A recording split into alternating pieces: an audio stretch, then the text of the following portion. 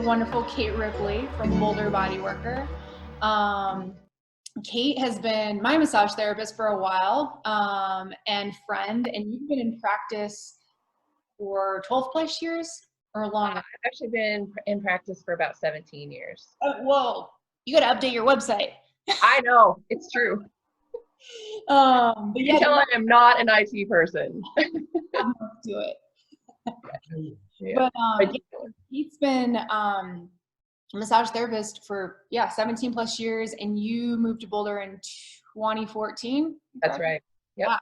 So was in Austin and in Boston prior. And she's worked on a variety of clients. I mean, from elite athletes to amateur rookies, just anyone, right? You've done it all. And I'll let her talk a little bit more about, you gotta plug your business a little bit too, but I'll let you do that. And I'll stop talking, and I'll let Kate take it away, because we're going to be talking about sleeping postures, desk postures, foam rolling, all this good stuff that's probably affecting us all right now. So I'll let you talk. I'll mute myself. Okay. Thank you very much. I'm so happy to be here. For those who don't know me, I am Kate Ripley, and I'm the Boulder Bodyworker, and I have been in practice for about 17 years. For those 17 years, I have been exclusively a sports/clinical massage therapist, meaning that I work on very focused issues. I'm not your Swedish relaxation Enya type person at all. And if you've been to me, you're very well aware of this. I did bring some notes. So if you see me looking down, I do have my notes, because if you know me, you have a tendency to talk a lot. I am a Midwestern girl, and so I will just babble on. So I do have to keep myself to my notes. So let's see. My background is medical. I, at one point in my life, thought I was going to be a doctor, and took a massive left turn into massage therapy, as you can imagine. It affects my practice in that I have a tendency to base what I do on a lot more like factual medical things, versus more of, some people lean more towards like the woo-woo stuff, and that is awesome.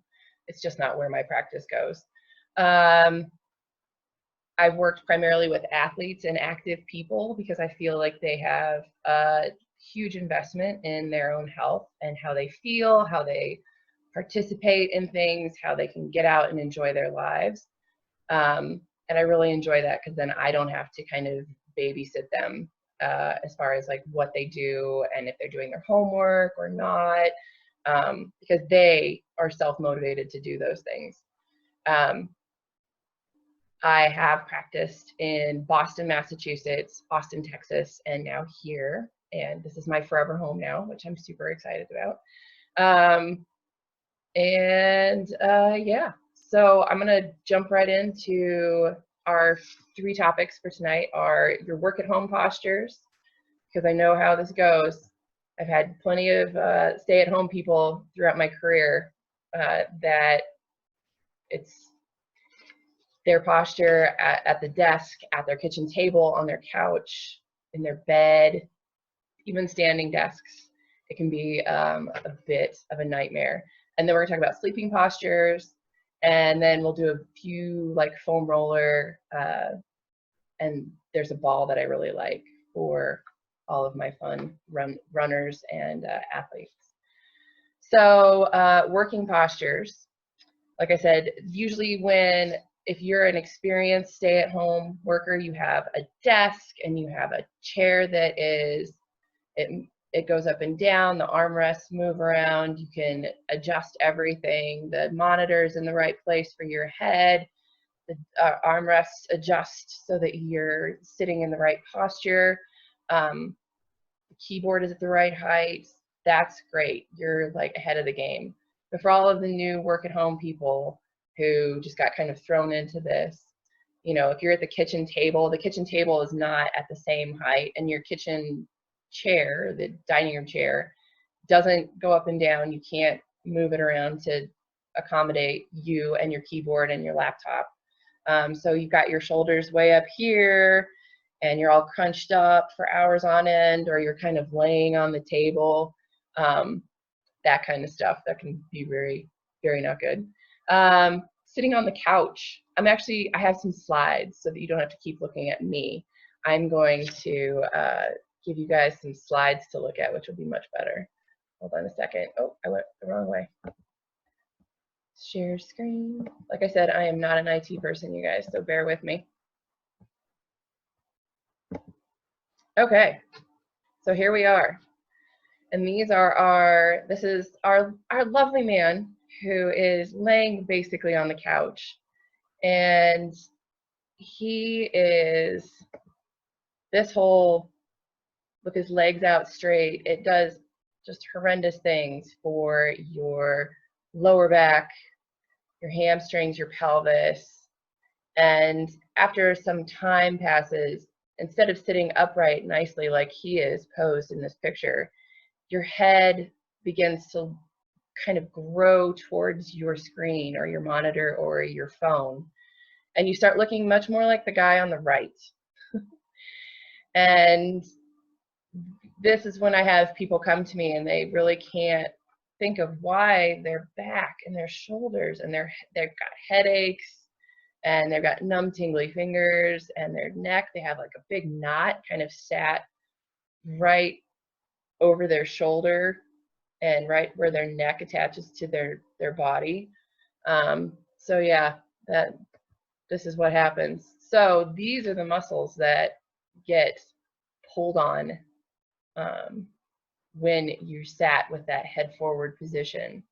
There is a name for it. It's called the upper crossed syndrome. So you can Google that later.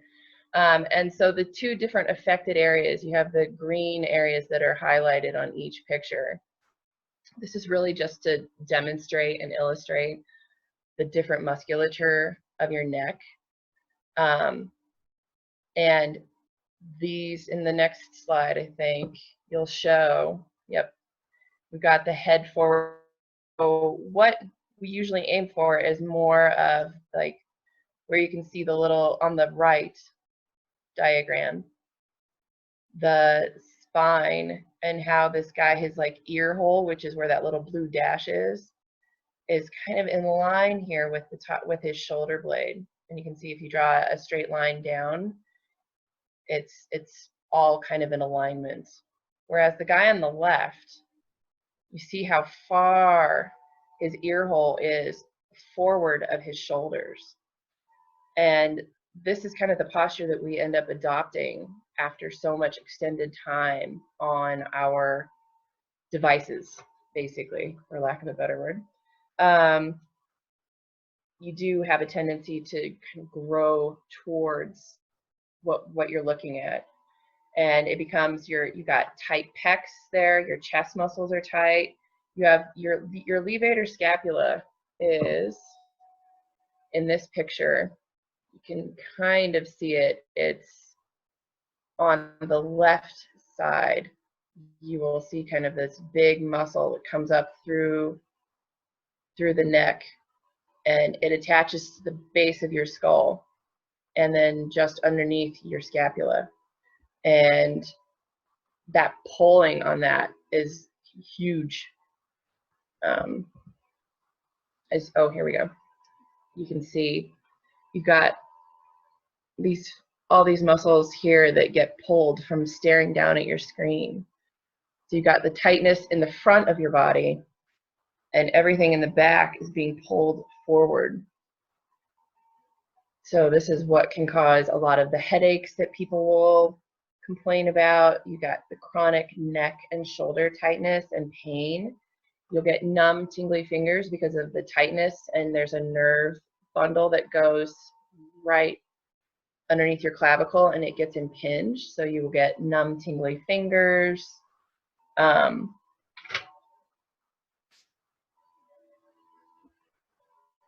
Yeah. So we are now going to go into, we're going to go back to some stretches so that you can actually use when you feel like you're having these issues. One of them is a lateral head tilt. So I'm going to try to do this with my camera. And you're going to bring your hand, your opposite hand, to the other side of your head. And you're going to just allow the weight of your arm to pull gently. You're not going to yank your head. You don't want to actually pull on it. You just want to let your hand rest on your head and bring it to the side. And take some deep breaths while you do this. You should feel that pull kind of right here on that side. And you're going to do the other side.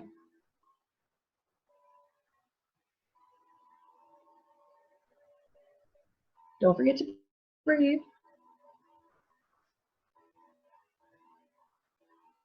All right. And you can do these for a sustained amount of time, obviously, and it'll feel better. There's the other stretch, which we jokingly refer to as the armpit smelling test. So you're going to do kind of the same with the weight of your hand, but you're going to look down at your armpit and you're going to pull kind of more just behind your ear. And you should feel a pull a little bit further back from your shoulder blade. But you're kind of thinking about, oh, smelling my armpit.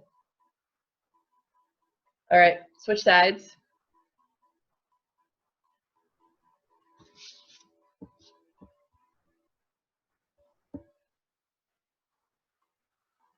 Don't forget to breathe.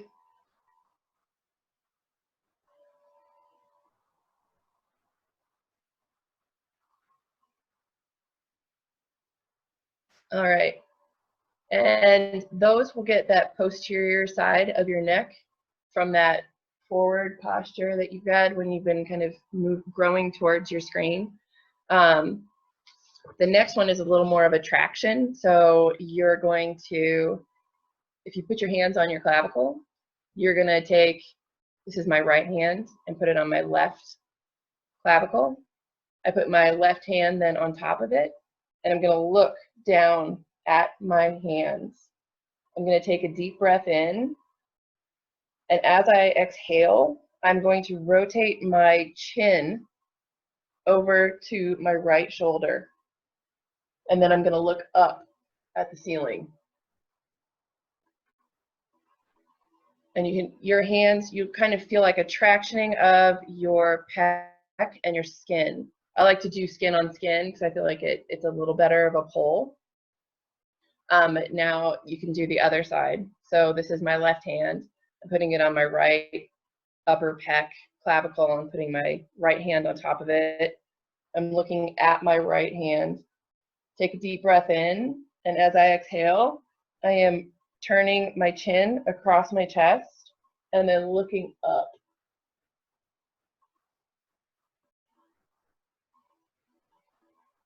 So you should feel like you kind of, sometimes it, especially when you are suffering with that pulling sensation, a lot of people will complain of knots.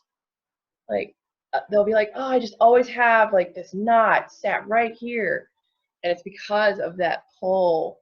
Everything here is shortened, and so that levator muscle is just super tight. And if you can, what's happening is these muscles are weak as well, and so they're just tightening up. So you kind of almost get this like rounding forward of your chest and your shoulders, which just then pulls like this. So that stretch that we just did is a bit of a myofascial massage where you kind of get that stretch of those tissues. And I like to advise my clients to start kind of near the sternum, which is more towards your midline, and go do it several times out to your deltoid on both sides so that you can, you know, really open up your chest. You know, it's kind of like that awesome down dog feeling when you kind of finally get your pec stretched out and you're like, oh, I can actually like take a deep breath. You don't feel that pulling on the anterior side of your neck, which can feel really amazing. Next up is sleeping postures, which is one of my favorite things to talk about with clients. I have a lot of people come in with chronic issues, and they will, sorry, I'm trying to allow people into the room. I did it again. I will have people come in and they will, it is kind of a detective story of trying to figure out where their issue lies, because a lot of times they'll be like, I do all the things, I do all my PT, I do all my strength training, I do all the things, but why do I still suffer with my shoulders? My neck is constantly tight. I feel like I've got this catch in the front of my shoulder, or my fingers go numb all the time, or I have really bad headaches, or, there's a lot of different symptoms that can come up. And one of my favorite questions that is completely confusing for people is, I ask them, how do you sleep at night? Side, back, or stomach? And a lot of people will have they'll be like, well, I sleep on my stomach. Why?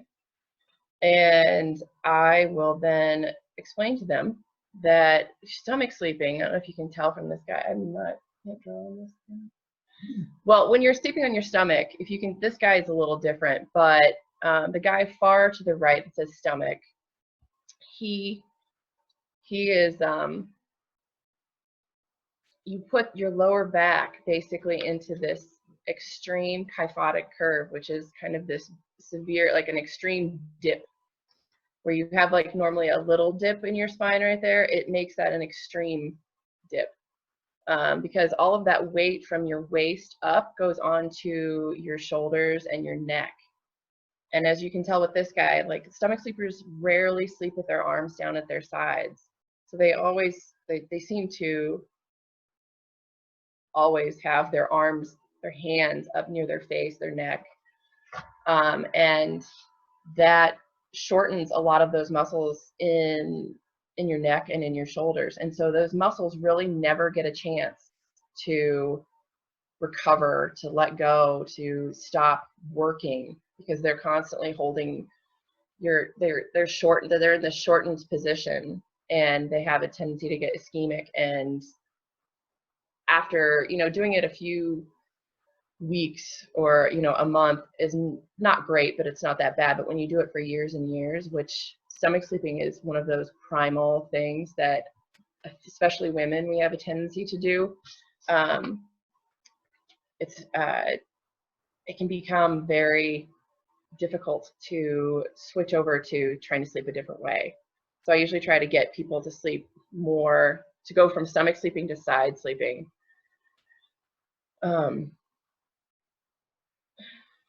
And then, because back sleeping, going from stomach to back is just too challenging for most people. Sorry, I went one slide too far, too fast. So the way you sleep at night really does affect how your posture is throughout the day. And I think that is something that I love helping people discover. I had a girl who came to me who was about 22 years old, and she had a history of chronic headaches and a lot of neck tension. And she had been going to a myriad of doctors for a long time. And she was a stomach sleeper. And it took her about a month to stop sleeping on her stomach. But once she did, she could not believe how, she couldn't believe how much different she felt and how her symptoms subsided. And it was awesome. That was probably one of the most, like, I hate to say this, but transformational clients I got to work with, just because she went from like debilitating headaches, debilitating tension in her upper back, neck, and shoulders, to getting to lead like what she considered to be more of a normal life. She didn't suffer with headaches. She didn't have to go in and get migraine shots. I mean, it was dramatic. So next slide would be the pillows. So Kate, can I jump in really quick? yes. Question on, like, obviously it sounds like back sleeping is preferred. Sounds like? Well, back and side are the best. Okay. So Jeremy made a comment, which that's interesting, the correlation. He's saying that his deviated septum is forcing him to sleep on his right side, and his right pillow is compressed, and he has left hip and knee pain. So I'm guessing, sounds like that's part of the correlation, or at least Jeremy, it seems like That sounds like that could be. I don't know if you have any recommendations for him regarding that. Because if side sleeping is okay, it is. it's not. Yeah, I mean, side sleeping, sorry, I'll take it out of there. Side sleeping is, especially if you can do it where you're not completely crunched up, like that diagram that I just showed, the side sleeper, I dislike him greatly. But the other, it showed so clearly like the forward postures that most people adopt when they sleep. Side sleeping is actually not that bad. I know a lot of people think that when I start getting on them about their stomach sleeping that I'm going to make them, as though I have some kind of power like that, make them sleep on their backs. And that is not at all true, to be honest. Side sleeping is fine. Sometimes when you have the issues that you're talking about, Jeremy, I think that you could be suffering with like a hip, you have one of your hips hiked up, and it could be causing some of that stuff that's going on with your hip and your knee. So it could be more of like a posterior chain issue than your sleeping posture. And sometimes when you're asleep and you have like tight piriformis on one side versus the other, it can actually kind of take your hips, which are, when you start sleeping, are square, but it can kind of tilt them up, and you can start to, and when you wake up in the morning, you can kind of you're kind of, I don't want to say twisted, but kind of twisted one direction because that piriformis really wants to shorten because it's comfortable that way. So I would actually suggest, if you came to me, one, I would work on that area, but short of that, working with a PT, maybe even some psoas stuff. That psoas might be a contributing factor with some like QL shortening. So like low back into the anterior hip, which would cause some of that knee and hip stuff, for sure.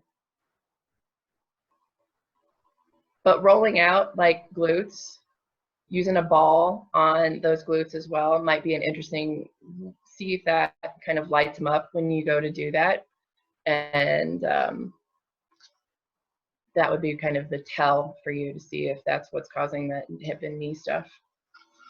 Were there any other questions before I continue to babble on? No, I don't see any, but feel free, guys. Throw that. That was a great little comment, Jeremy. Throw anything in here and Sure. utilize Kate while you got her. So please pick my brain. I'll try, like I said, I'll try to keep on topic.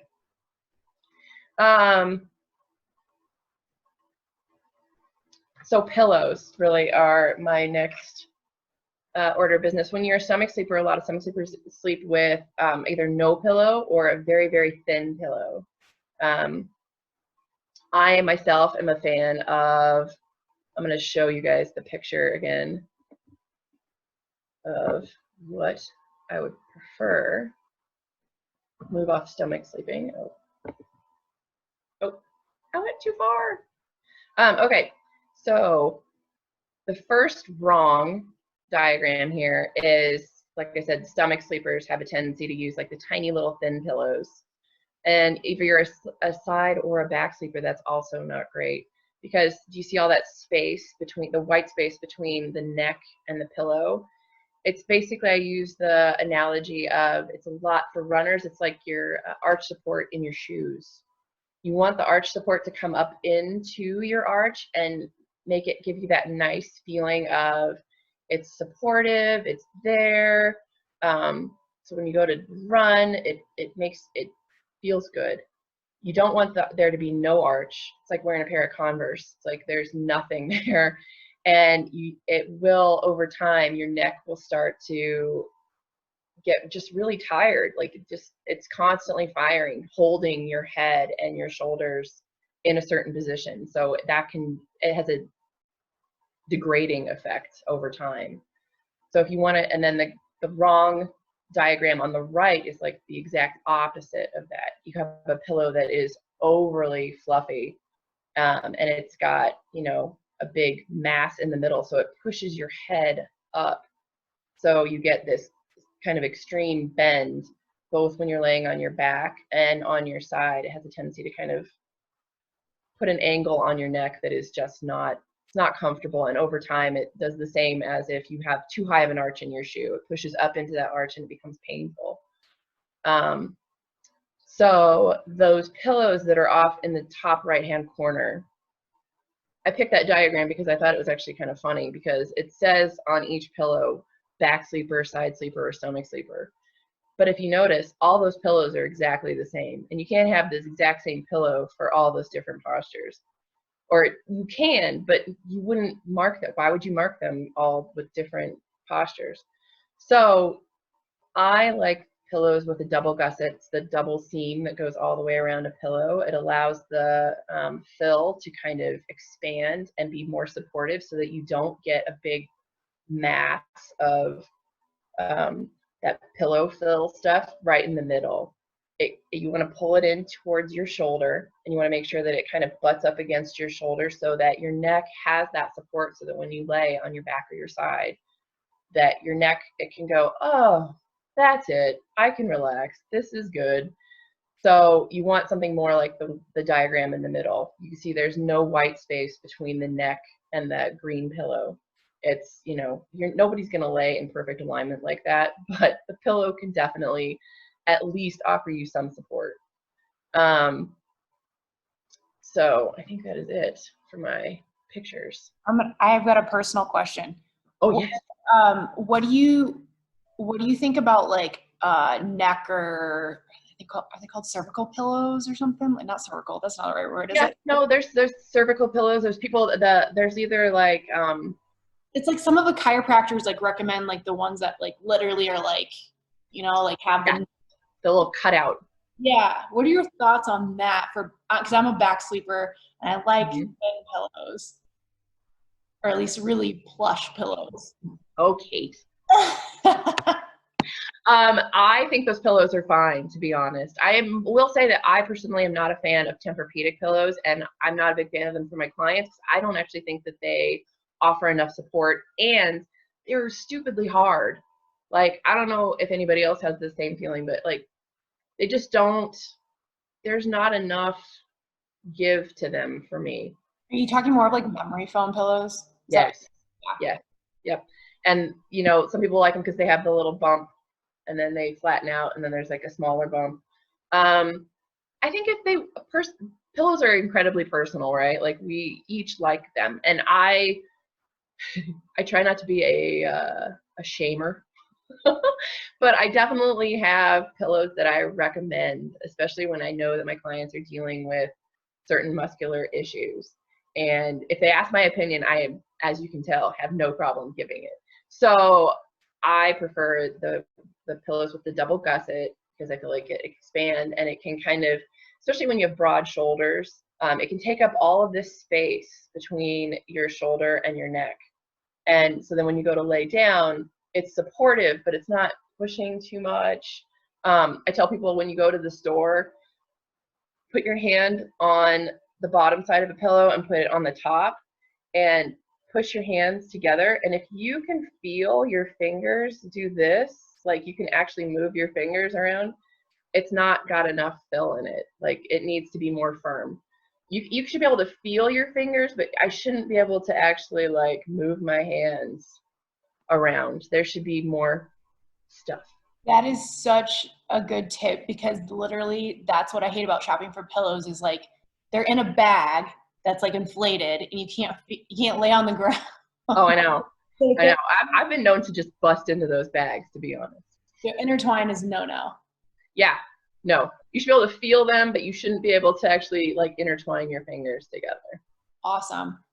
Yep. We got another question in the chat. Ashley is asking, what are your opinions on, or does research show anything about sleeping on your side with a pillow between your knees?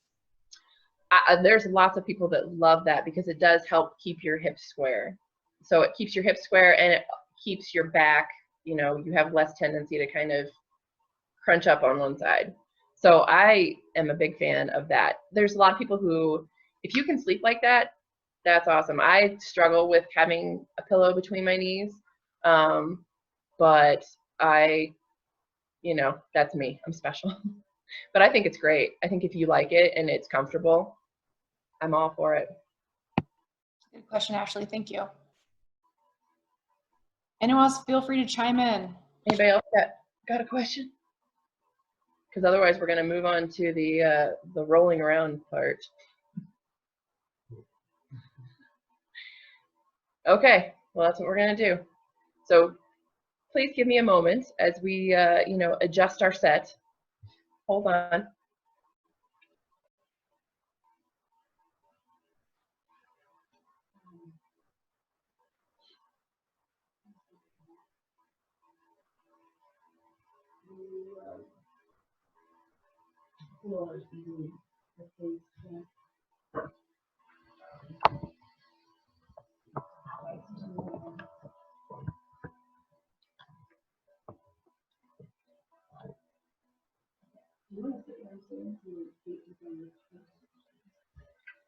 Hey, so I want to please let me know if you guys can't hear me. I'm going to try not to yell. I talk louder anyway when I'm just having practice. This is my favorite ball these days to have clients work on. I use my foam roller all the time. It's great for getting in superficially, but for hamstrings, adductors, and calves, and even glutes actually, this is my favorite. This is a hard foam ball. There is little to no give to it. It's about 5 inches around.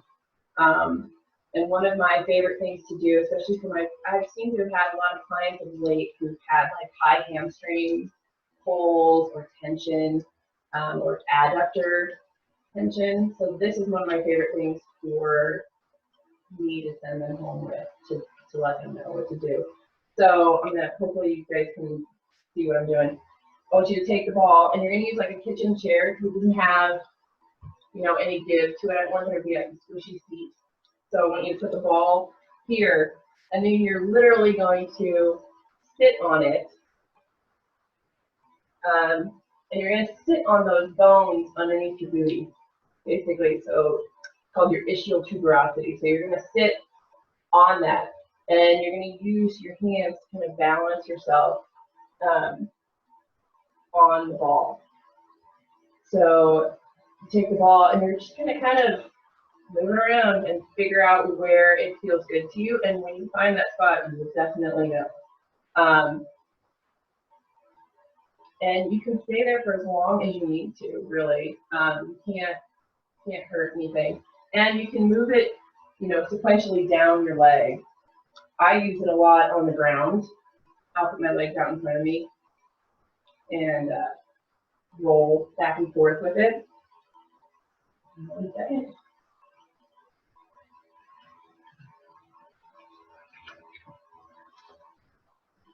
So I'll put this on the ground and I'll put it again kind of in that same spot. And I'm going to kind of pump myself up on it.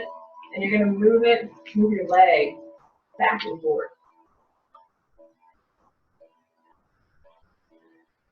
And you're just going to go like inch by inch down your hamstring. And you can pause, put more weight on it, change position.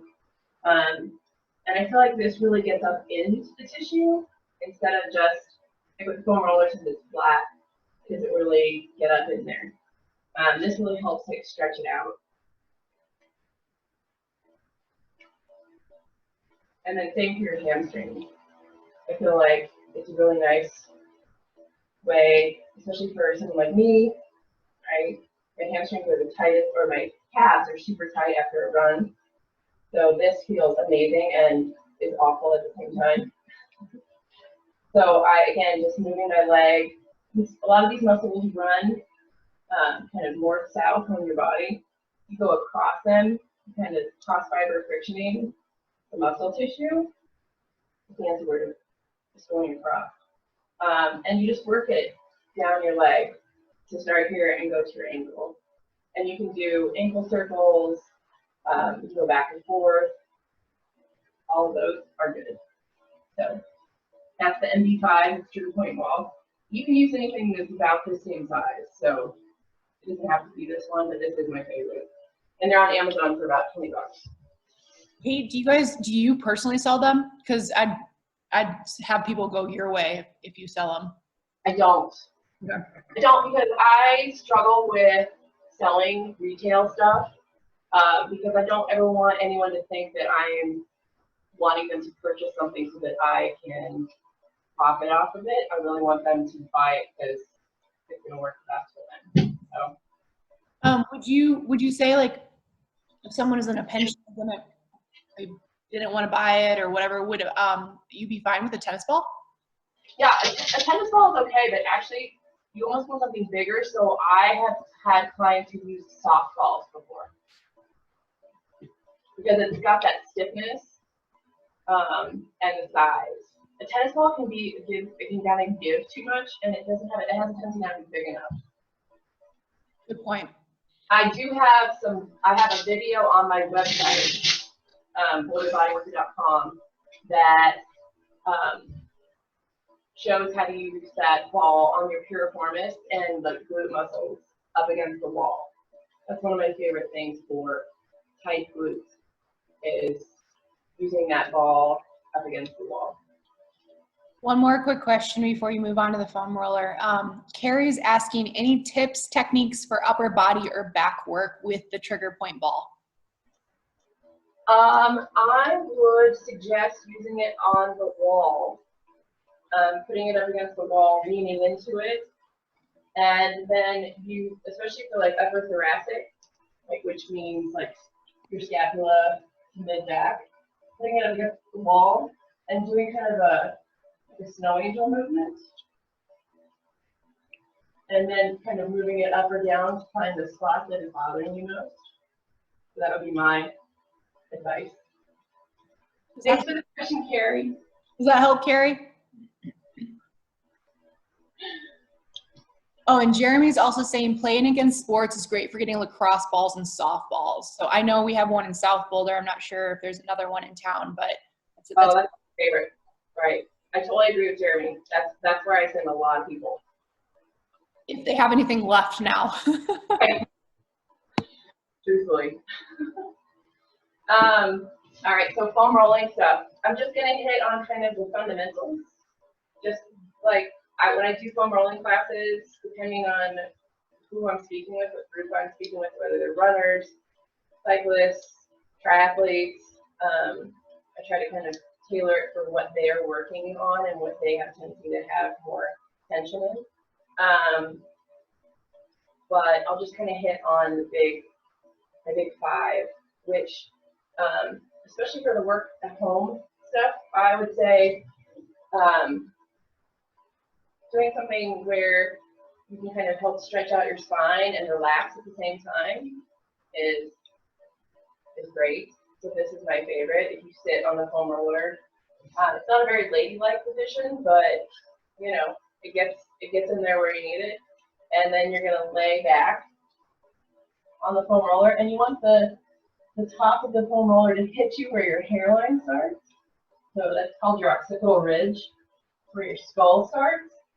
And even just laying here, put your hands out to the side and staring at the ceiling, close your eyes, take some deep breaths. Sometimes your lower back won't actually be on the foam roller yet. But once you take a minute, take some deep breaths, it'll relax down onto the foam roller. Then there's kind of the advanced moves of you can go back and forth on the foam roller, and you're really just going to try to go like a couple inches to the either side of your spine. You don't really, it's not a big movement, it's actually pretty small, but it'll get those paraspinals on either side, which can feel amazing, especially if you have been seated all day working at a computer. And then stop going back and forth, keep your hands on the floor, and bring your knees up into kind of a tabletop position, and that will force your lower back down, and you'll get kind of that sacral area, which can feel really nice. And stretching your legs out can feel really good. Yeah, this is what I like to do at the end of the day. It feels really nice.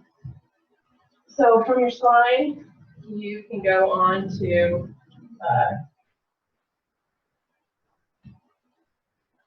like lower back, glutes, You're just gonna put the foam roller behind you. You can sit back like this, or you can put your hands behind you. You just want that. You want to feel that foam roller right about just above your booty, kind of where those little dimples are in your back. So this will get like lower back. And put your hands on your knees, and we're going to roll forward more. You get kind of right around like bra strap, mid back. Sorry guys, I don't mean to exclude you. You can roll up towards like more of your shoulder blades. You can stay put if this feels good. You can also reach up towards the ceiling. It will get a little bit of like scapula and those areas that are really tight in that upper crust. And then like lower traps, like we talked about. Hamstrings.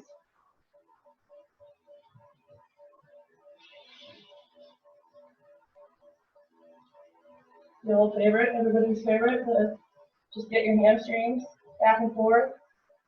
Once this becomes, not painful or don't feel like you're really doing much, you can cross one leg over the other, do them individually.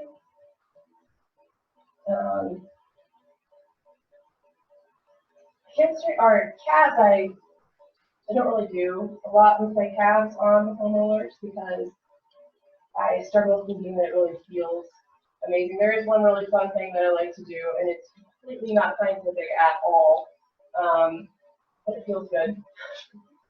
And it's, what you guys can tell, you basically just kind of bring your legs shoulder width apart, closer to your ankle, and you just wiggle them back and forth.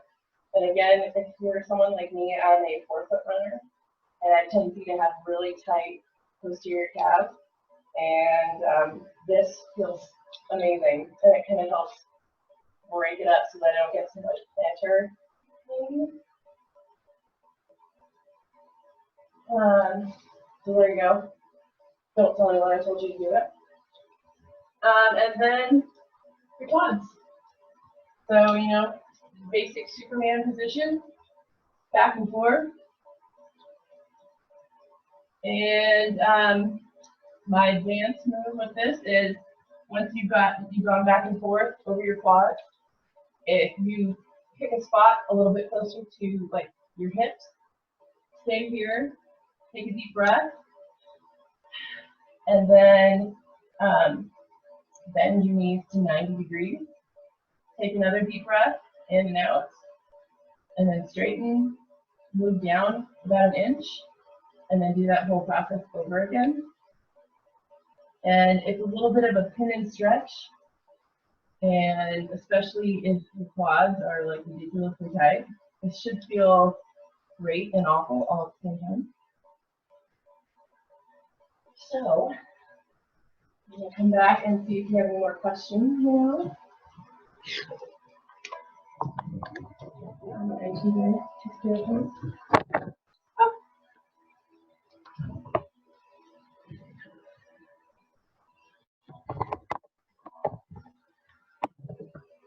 Okay, so any questions? Do you recommend doing kind of that foam rolling routine every day? Like, what would you say? I think every day is a bit excessive, just because I feel like unless you've got stuff that you're working on and you have the time to do it every day, I mean, you can't overdo it. But I just feel like a lot of people will say that they don't have the time to do a lot of foam rolling. So I hate to put the expectation on them that, yes, you should do this every day. So I think doing it 2 to 3 times a week is great. And I try to tell people, like, give yourself some grace. Like, doing it for 10 minutes is plenty. 10, 15 minutes. It doesn't have to be this long, extensive thing. You don't have to spend hours doing it. I think that just making the time and doing it, it's more the consecutiveness of it, doing it consistently is more important. Yeah, I hear you. Jeremy is asking best practices is deep and slow movements versus more surface and light traction. When it comes to foam rolling, I think is what you're asking. I'm much more of a slow and deep person. I'm sorry, what you just saw was me doing it really quickly because I was afraid I was either going to run out of time or I was going to start being like huffing and puffing because I was like, oh, I haven't foam rolled in a bit. So that was a bit of a you know, expedited foam rolling routine. But yeah, I'm usually much more of a fan of taking your time and doing it. Like I do it a lot of times after I put my daughter to bed for the night, and while my husband and I are watching television, we're usually on the floor rolling around, kind of doing something to distract ourselves from, you know, what we're doing, but we're still getting it done. And that way you kind of space out and forget, oh yeah, this hurts, you know, but it gets it done. Anyone else?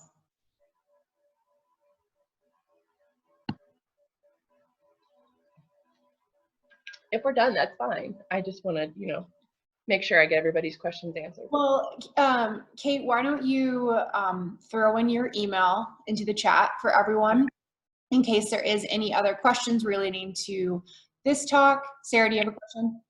Go ahead. I just unmuted myself because I thought it would take too long for me to type. Kate, do you have any suggestions for, I'm going back to posture, Okay. at home workstations, like stuff, if you only have your kitchen table, like you can't go out and buy a desk or something or a nice chair, what sorts of things would you suggest people use at home to like help them set it up properly? Like, should they sit on a pillow or like, would you raise up the kitchen table? Like, what would you suggest?